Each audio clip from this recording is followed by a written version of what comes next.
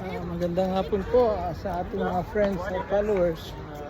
So, under construction po yung Arco sa tabi ng Coliseo.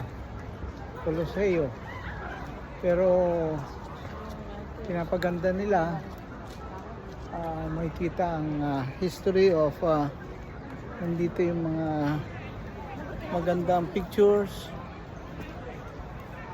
ng mga emperor at history ng Rome. In fact, Roman Empire. So, may nakasulat na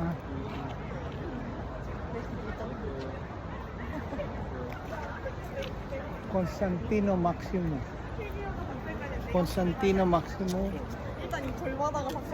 At napakaraming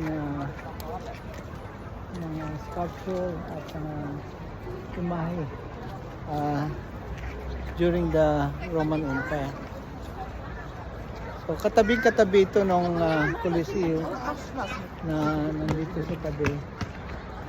Very similar dun sa Arc of Victory, Arc of Triumph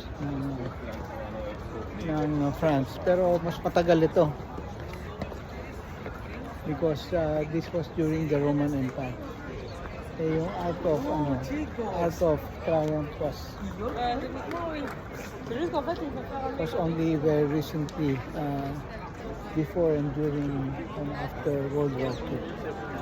So yan po ang Arc malapit sa Coliseo dito sa Rome, Italy. Yan po ang ating report. Maraming salamat po.